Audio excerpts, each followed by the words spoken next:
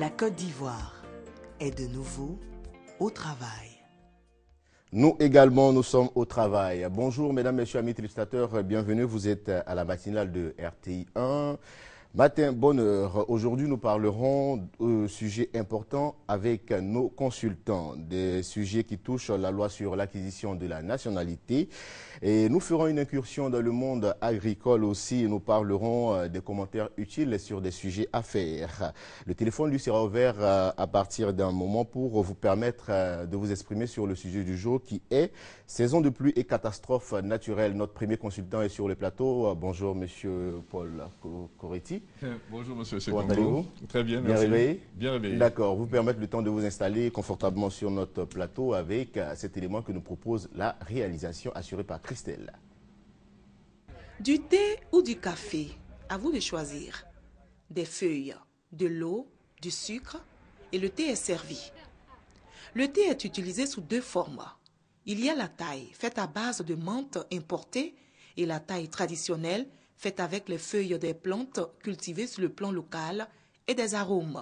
Pour le café, on a de la poudre du café ajoutée à de l'eau chauffée à 30 degrés avec du sucre ou sans sucre. La dose du café dépend surtout du consommateur. Il y a fort et puis il y a léger.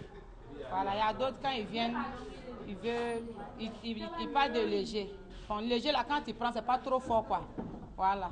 Mais il y a des gens qui veulent forcer, par exemple les chauffeurs comme ça, quand ils prennent fort là, en tout cas, ça les remonte quoi, à travailler bien. Le thé et le café sont appréciés par bon nombre de personnes. C'est bon, c'est remontant pour les hommes. Et ça lave le sang aussi. Le thé, quand tu bois le thé beaucoup, ça te permet à tes yeux, bon, les petites maladies comme les gens palus, les petites maladies, ça évite ça beaucoup. Celui qui consomme, il ne vieillit pas vite. Même s'il vieillit, il tient par rapport aux autres. Même temps, tu peux boire, si tu sens un peu la fatigue, soit bon, tu n'es pas trop dans ton assiette, tu peux boire pour t'encourager un peu en attendant que les activités marchent. Il y a d'autres qui boivent par plaisir.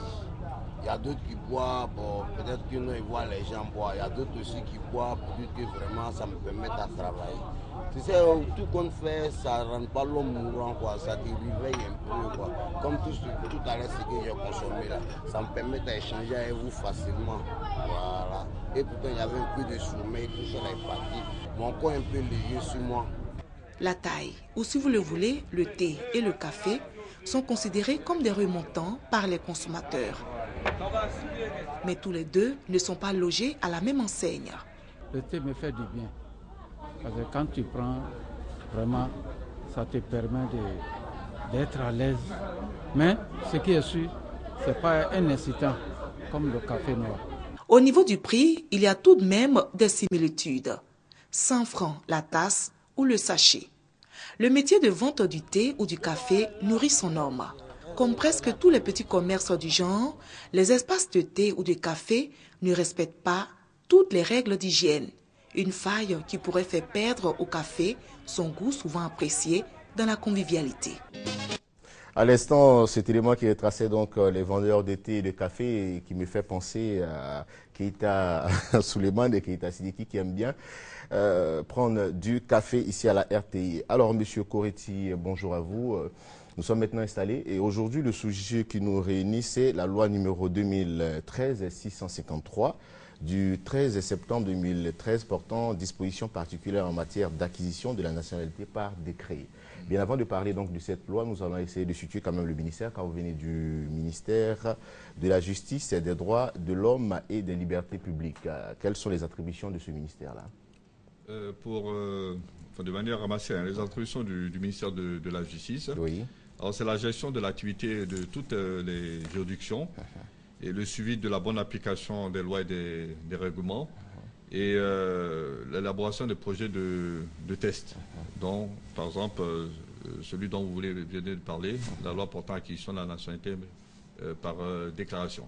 D'accord. Alors parlons maintenant de notre sujet. Quelles sont les dispositions générales prévues par la loi et les attributions de la nationalité ivoirienne à titre de nationalité d'origine? Alors en 1960, lors de l'accession de la Côte d'Ivoire à l'indépendance, oui, il a fallu choisir un critère de détermination de la nationalité de ceux qui auraient pu être, qui doivent être considérés comme des nationaux. Alors, il y a 2 critères. Hein. Il y a ce qu'on appelle le jus soli, c'est le droit du sol, et le jus sanguinis. D'accord.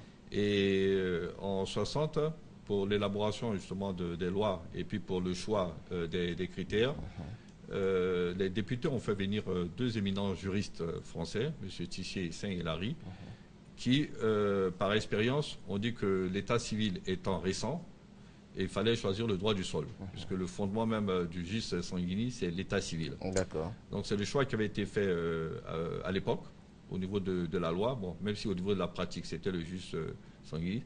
Et ça permettait de savoir ceux qui étaient ivoiriens à titre d'origine. Tout le reste avait toute l'attitude d'acquérir la nationalité ivoirienne par naturalisation. D'accord. Alors, parlons, à cette époque-là, en Côte d'Ivoire, les 2 thèmes étaient donc utilisés, c'est-à-dire la nationalité par jus sanguinis et par nationalité aussi par le sol. Là. Oui, effectivement. Alors, jusqu'en... À cette époque, c'était le seul pays à utiliser les 2 nationalités. Non, il y a beaucoup de pays qui appliquent le jus soli. Par exemple, vous avez les États-Unis, où le fait même de survoler, de naître pendant que l'avion survole le territoire américain, vous confère la nationalité américaine. Il y a beaucoup de pays qui appliquent le jus soli. La Côte d'Ivoire n'était pas... le seul pays à cette époque. D'accord. Alors, parlons toujours de l'acquisition des nationalités. Quels sont les différents modes d'acquisition de la nationalité en Côte d'Ivoire? Alors, il y a par attribution, donc d'origine. Lorsque l'un de vos parents est ivoirien, que vous soyez né en Côte d'Ivoire ou hors de Côte d'Ivoire, vous êtes ivoirien à titre d'origine. Il y a par acquisition, là c'est par la suite. Donc vous n'êtes pas ivoirien lors des choses au moment de naître, c'est par la suite que vous acquérez, la nationalité ivoirienne s'acquiert, soit par naturalisation, soit par mariage, soit par adoption. Et jusqu'en 72, on avait ce mode par déclaration qui a disparu en 72. Et aussi l'acquisition des décisions par l'autorité publique. Hein. L'autorité publique, c'est ça, c'est par décret. C'est par décret. D'accord. Et qui prend ce décret? C'est le ministère ou c'est l'État? Le ministère fait le projet de décret et c'est signé par le président de la République. Alors, est-ce la première fois que l'on procède à la modification de cette loi-là? Alors, il ne s'agit pas d'une... Bon, la loi a subi plusieurs modifications. Hein, de 1960, c'est-à-dire la loi de 61, c'est-à-dire le code initial, jusqu'à maintenant. Alors, il y a le corpus même, le corps, ce qui est codifié. Et ensuite, il y a eu des lois spéciales.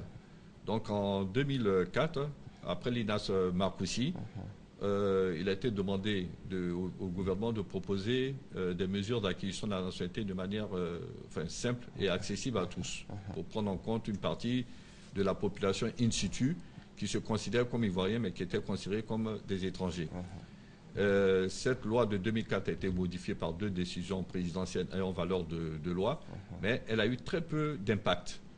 Selon les statistiques du ministère de la Justice, il y a eu seulement 1800 demandes et aucune traitée.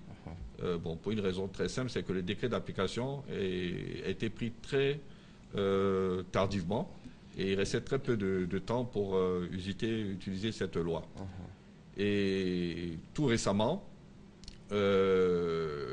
s'agissant de voir quelles sont les diligences de l'INAS Marcoussis qui ont été appliquées ou pas, on s'est rendu compte qu'il y avait cette fameuse décision d'attribuer, de permettre à certains d'acquérir la nationalité ivoirienne qui n'a pas eu d'effet. Donc il a été demandé au ministère de la Justice de proposer une mesure simple et accessible. Après avoir regardé un certain nombre de codes, au total on a regardé près de 59 codes des pays de la sous-région et d'autres pays d'Afrique, nous avons estimé que la procédure la plus simple et qui correspondait à cette population, c'était l'acquisition de la nationalité par déclaration, qui est différente de par naturalisation. D'accord, par déclaration, c'est, on va l'expliquer un peu plus. Alors, par naturalisation d'abord. Ouais, oui. C'est une procédure assez longue, puisque il y a une enquête. Il y a une enquête qui est faite au ministère de la Justice, un formulaire. Une enquête de bonne moralité, surtout. De bonne moralité. Une enquête aussi au niveau du ministère de la Santé, pour savoir si vous êtes en bonne santé. Et ensuite, le président de la République a toute l'attitude de signer le décret ou pas. Bon, et il y a un coût. La naturalisation, il y a l'imprimé qui coûte 50 000, les frais de chancellerie 10 000, sans compter d'autres faux frais de déplacement et autres. Et ça peut mettre du temps. Hein. On a des cas où, entre la demande et puis la signature du décret, ça peut mettre 2 ans, 3 ans, 1 année, c'est assez long. Ce qui rendrait difficile véritablement les choses. Surtout pour les populations peu instruites et qui habitent dans les zones rurales, parce qu'il faut se déplacer parfois. Tandis que la déclaration, vous déclarez, vous souscrivez à une déclaration de nationalité ivoirienne. C'est juste un formulaire avec très peu de pièces.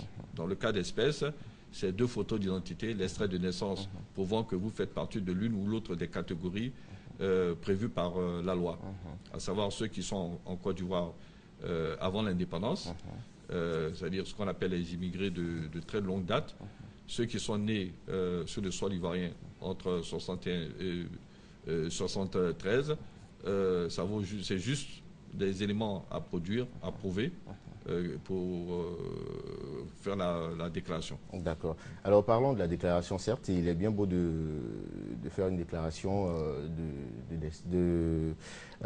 une déclaration d'acquisition de nationalité, mais quelles sont les conditions qui empêchent véritablement, qui annulent cette déclaration-là? Est-ce qu'il y a des effets d'annulation? Oui, bon, d'abord, comme je dis, les pièces à produire ne sont pas très... enfin, c'est très simple. C'est très simple. Et le coût? C'est gratuit, sauf le coût de l'imprimé. D'accord. Hein, le coût de l'imprimé, le thème fiscal, donc ça fait 1500 francs. D'accord. Mais le carnet, enfin la fiche, le formulaire de déclaration est gratuite et tout le reste. Bon, mais ce à quoi nous nous sommes confrontés, c'est le manque de documents d'état civil. Parce qu'il y a beaucoup de nos concitoyens qui ne sont pas enregistrés à l'état civil. On pensait qu'avec les audiences foraines qui ont eu lieu récemment, pratiquement tous les Ivoiriens majeurs qui n'étaient pas enregistrés à l'état civil avaient pu avoir au moins un jugement supplétif d'acte de naissance. Mais il nous est revenu que beaucoup souhaitent souscrire à cette déclaration de nationalité, mais ils n'ont pas de pièces d'extrait de naissance ou de jugement supplétif d'acte de naissance. Bon, ça, c'est l'un des plus gros obstacles. Et là, qu'est-ce qu'on fait de ces cas de figure-là alors, comme c'est prévu pour durer 2 ans, hein, que ce soit les procureurs, les préfets ou les sous-préfets, ben, ils conseillent à ces personnes d'aller faire un jugement supplétif d'acte de naissance assez rapidement. D'accord. Dans le cadre de l'établissement de la pièce d'identité en 2009, il y a eu en son temps une liste grise. Qu'en est-il véritablement de cette liste-là? Alors, cette liste grise est en cours de traitement, et ont été reversées dans cette liste grise un certain nombre de personnes qui avaient quelques difficultés, enfin, qui n'arrivaient pas à produire les documents requis à l'époque. Et l'un des documents qui faisaient défaut, c'est encore l'extrait de naissance, où il y en a qui ont produit des extraits de naissance, mais visiblement comportaient des erreurs. Alors, c'est toutes ces personnes-là, ou certains, on a par exemple le cas de beaucoup de naturalisés qui n'arrivaient pas à produire leur ampliation, c'est-à-dire la preuve qu'ils étaient naturalisés, et surtout les enfants de naturalisés. Et comme c'était lié, couplé avec l'enrôlement, question de temps, on les a mis en attendant sur une liste dite liste grise. Donc cette liste est en train de traiter, et au fur et à mesure que ces personnes produisent les papiers prouvant qu'elles sont ivoiriennes, on les sortira de cette liste grise et on va leur donner des certificats, des cartes nationales d'identité. D'accord. Quand on parle d'acquisition et nationalité, il y a un mot qui ressort couramment, c'est l'apatride. C'est quoi véritablement? Alors, l'apatride, c'est une personne sans patrie. Bon, alors, c'est une personne sans patrie. Et l'histoire de l'apatridie, c'est qu'au début, l'apatride était considérée même comme une épave. Alors, dans nos petites régions, nos villages, vous savez que quelqu'un qui n'est pas dans la communauté, qui est banni de la communauté, c'est extrêmement grave. Alors, un apatride, non seulement il est banni de la communauté, mais il est banni même d'un pays. Il n'a pas de pays. Donc, il n'a pas de protection diplomatique ou autre protection d'un pays. Et on s'est rendu compte en Côte d'Ivoire qu'il y avait des personnes, bon, sans pour autant dire apatrides avérées, mais il y avait des personnes exposées au risque de l'apatridie. Parce que l'apatridie, pour arriver à l'apatridie, il y a des conséquences. Et à terme, ça conduit à l'apatridie. Le fait, par exemple, de ne pas être enregistré à l'état civil ou d'avoir un état civil erroné peut conduire à l'apatridie parce que, selon notre législation actuelle, si vous voulez avoir le certificat de nationalité ivoirienne, il faut produire un extrait de naissance prouvant que vous êtes le fils ou la fille d'un Ivoirien. Bon, donc, sans extrait de naissance, c'est difficile. Donc là, vous êtes exposé au risque de l'apatridie qui peut être rattrapé rapidement en faisant un jugement supplétif d'acte de naissance. Bon, mais il y a des cas plus graves, mais qu'on va régler rapidement. Ça, c'est une faille de notre code depuis un vide juridique depuis 1972. L'enfant trouvé en Côte d'Ivoire, né de parents inconnus, jusqu'en 1972, on lui était ivoirien à titre d'origine, jusqu'à preuve du contraire, jusqu'à ce qu'on arrive à prouver que ces deux parents, si on les retrouve, étaient étrangers. Ils ne sont pas ivoiriens. Et en 1972, c'est l'alinéa 2 de l'article 9 a été supprimé. Donc depuis 1972, tous les enfants trouvés, nouveau-nés, trouvés, nés de parents inconnus, peuvent être enregistrés à l'état civil, mais n'arrivent pas à avoir de certificat national de certificat de nationalité ivoirienne. Alors, soit ils arrivent à avoir la nationalité par mariage, par adoption, ou bien par naturalisation, ce qui n'est pas normal, parce que la nationalité est un droit qui s'acquiert depuis la naissance. Donc eux, jusqu'à ce qu'ils règlent leurs problèmes comme ils peuvent, ben, ils sont sans nationalité. Ça, à la limite, c'est ce qu'on appelle des apatrides de jurés. Alors, souvent, lorsqu'on parle d'apatrides, on ne pense pas à toutes ces personnes, mais qui sont avec nous, qui vivent avec nous au quotidien. Et j'ai eu d'autres cas d'apatridie, et je me suis rendu compte que c'était de plus en plus courant. C'est les substitutions d'identité. C'est-à-dire une personne commence à fréquenter, et elle n'a pas d'extrait de naissance, et arrive au CM2, plutôt que de faire un jugement supplétif de la naissance, elle prend l'identité ou l'extrait d'un cousin, d'un frère. Ah oui. Voilà, et ça, c'est monnaie courante. Hein? Ça semble être monnaie courante, c'est ça qui est incroyable. et sur le tard, si la personne à qui vous avez pris l'extrait n'est pas décédée, pour une des raisons souvent pécuniaires, vous réclame un dédommagement. Et on en a entendu parler parce que lorsque vous arrêtez de dédommager, ben, l'autre personne porte plainte en disant lui, c'est pas un tel, c'est moi. C'est moi. Alors, vous imaginez qu'une telle personne qui a eu des diplômes, qui a eu un certain nombre de cursus scolaire, mais surtout qui a eu des enfants.